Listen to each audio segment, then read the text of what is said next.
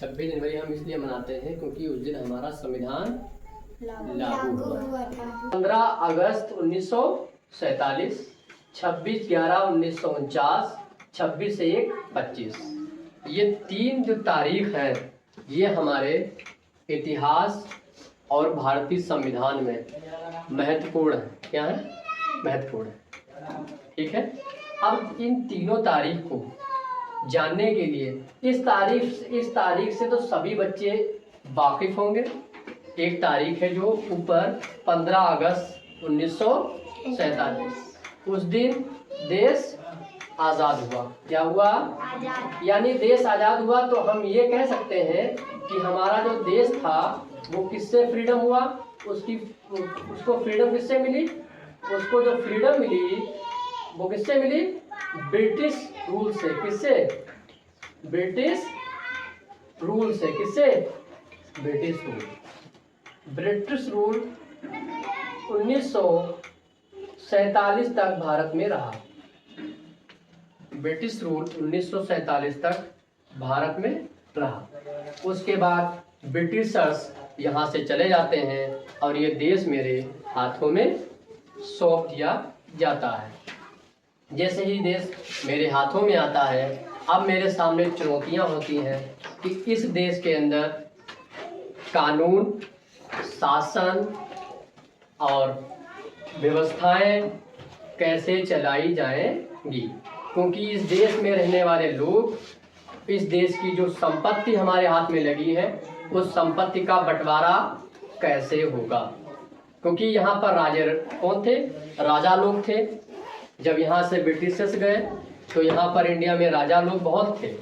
राजा लोग बहुत थे और राजाओं के पास जो संपत्ति थी वो बहुत थी। अब राजा लोगों की संपत्ति का उनसे संपत्ति कैसे ली जाएगी, अब वो संपत्ति पूरे आम जनता में कैसे बांटी जाएगी।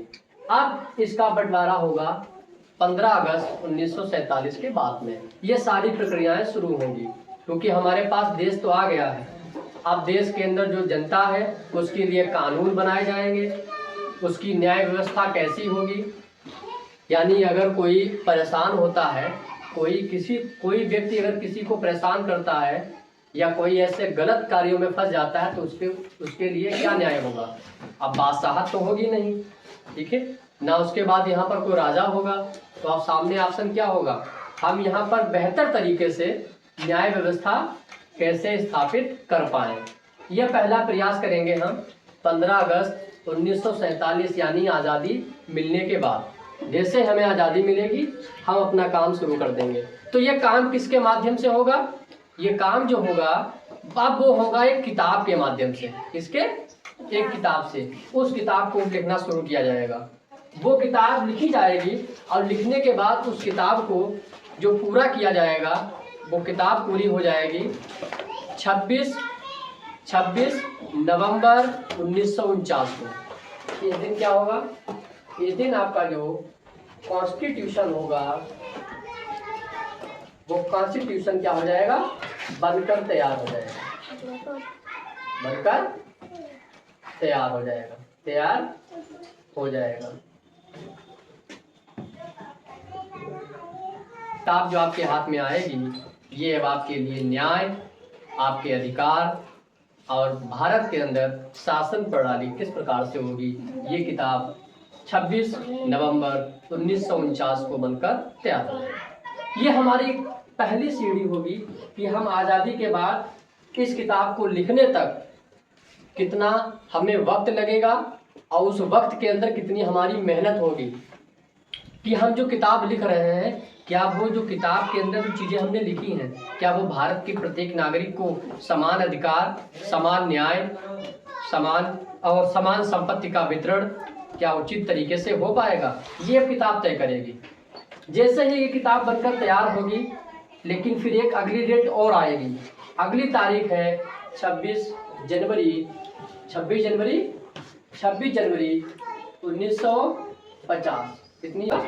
26 जनवरी 1950 को 26 जनवरी 1950 को क्या होगा? एक डेट रखी जाएगी। अब इस किताब को क्या किया जाएगा? लॉन्च किया जाएगा। लागू कर दिया जाएगा। किताब लागू हो गई है, अब ये किताब लागू हो गई है। तो ये तारीख कब होगी? 26 जनवरी 1950। इस दिन आपका संविधान लागू हो जाएगा। संविधान लागू हो जाएगा। भारत में अंग्रेजों का शासन कब खत्म हो जाएगा? 1947 को। उसके बाद 26 नवंबर 1949 को हम एक किताब बना लेंगे, वो किताब होगी कॉन्स्टिट्यूशन, संविधान। संविधान जैसे बनकर तैयार हो जाएगा, लेकिन अब कोई चीज़ बनती है तो उसको अब लागू भी तो करना है। लागू करने की तारीख हमने निश्चित की 26 जनवरी 1950। इस दिन संविधान लागू हो गया। पहला जो शब्द है हमारे पास उपनिवेश, क्या है? उपनिवेश, उपनिवेश। अगला हमारे पास शब्द है समाक्षित राज्य।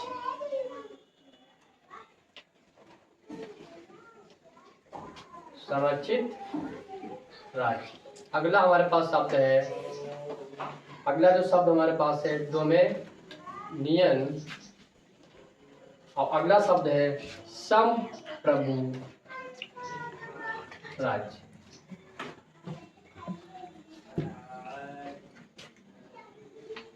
इन चारों शब्दों को समझने से, जब आप इन चारों शब्दों को समझ जाएंगे तो बड़ी आसानी से आपको लगेगा कि चीज़ें हमारे समझ में बेहतर आ रही हैं। उपनिवेश जो है, उपनिवेश, हमारा जो भारत था, हमारा भारत 15 अगस्त 1947 जब हमारा देश आज़ाद हुआ, तो उससे पहले जो हमारा भारत था वो उपनिवेश था। क्या था? उपनिवेश। हम आपको ऐसे समझाएं बहुत सरल भाषा में। आप यहाँ ये मान लीजिए एक देश है S1, क्या है? अब एक देश है S2। S1 और S2 दो देश हैं। अब ये S1 और S2 दो देश हैं। आप मान लीजिए जो S1 देश है, S1 देश को आप यहाँ मान लीजिए ये है ब्रिटिश, क्या है? ब्रिटिश। और ये S2 है हमारा इंडिया यानी भारत। उपनिवेश में यही था कि जो ब्रिटिश लोग थे वो हमारे भारत पर क्या कर रहे थे? शासन। इस पूरे भारत पर क्या कर रहे थे? शासन। कौन कर रहे थे? ब्रिटिश लोग। यानी S1 का जो यानी S2 पर कह सकता हूं मैं, S2 देश पर S1 देश S1 का पूर्ण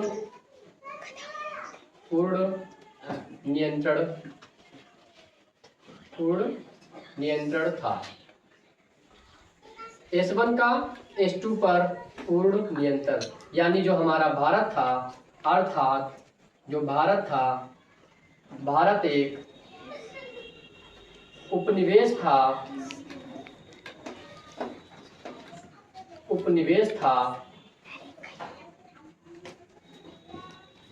ब्रिटेन का। इसका ब्रिटेन का। भारत एक उपनिवेश था ब्रिटेन का। ये तो रही उपनिवेश बात, यानी बहुत सारा तरीके समझ पाए। S1 जो देश है ये एक ब्रिटिश देश है, हमने मान लिया ब्रिटिश, और एक S2 देश है, क्या है? S2 देश। ये S2 देश, S1 देश S2 पर क्या कर रहा है? नियंत्रण कर रहा है, कंट्रोल कर रहा है। क्या कर रहा है? कंट्रोल कर रहा है। देश जो है S2 पर पूरा कंट्रोल था।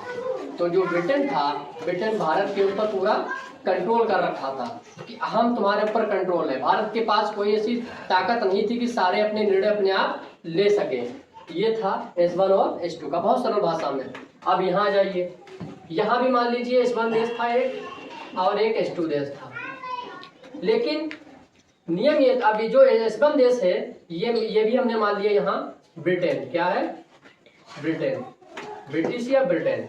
ये जो ब्रिटेन देश है ये है भारत। अब नियम ये था कि जो भारत के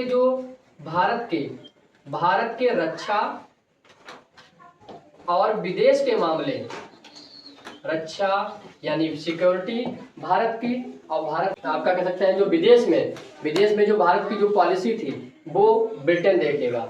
यानी ब्रिटेन क्या करेगा? ब्रिटेन इन दोनों कार्यों पर इसका क्या होगा? नियंत्रण होगा। किसके? भारत के। ब्रिटेन का नियंत्रण भारत के दो मामलों में नियंत्रण होगा, रक्षा और विदेश में। बाकी जो देश है, बाकी ये देश पूर्ण रूप से जो S2 देश है, ये S2 देश बाकी सभी मामलों के लिए आज़ाद होगा। बाकी सभी मामलों में निर्णय लेने के लिए आज़ाद होगा। निर्णय लेने के लिए आज़ाद होगा।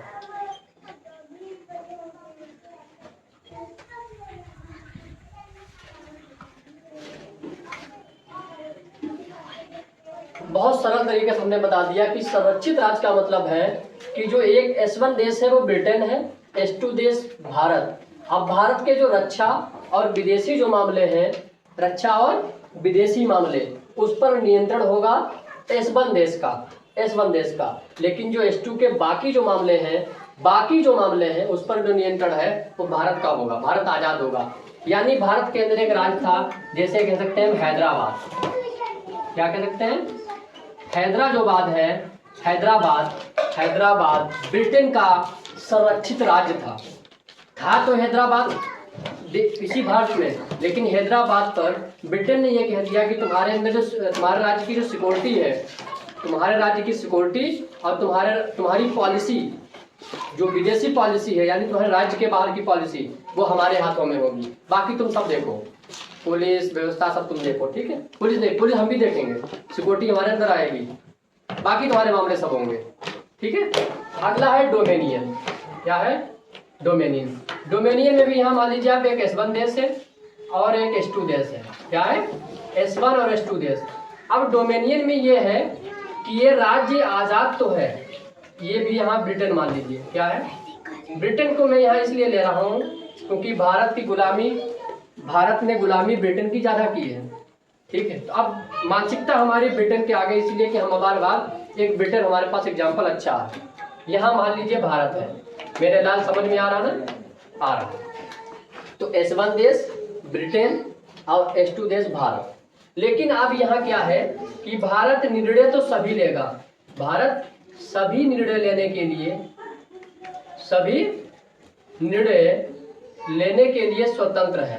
निर्णय लेने के लिए भारत सभी निर्णय लेगा, लेकिन अंतिम हस्ताक्षर S2 देश सभी निर्णय लेगा, लेकिन अंतिम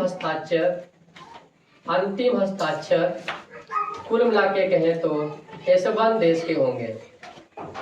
S1 देश के होंगे, यानी कह सकते हैं देश के होंगे। हम कह सकते हैं कि जो ब्रिटेन है, क्या है ये?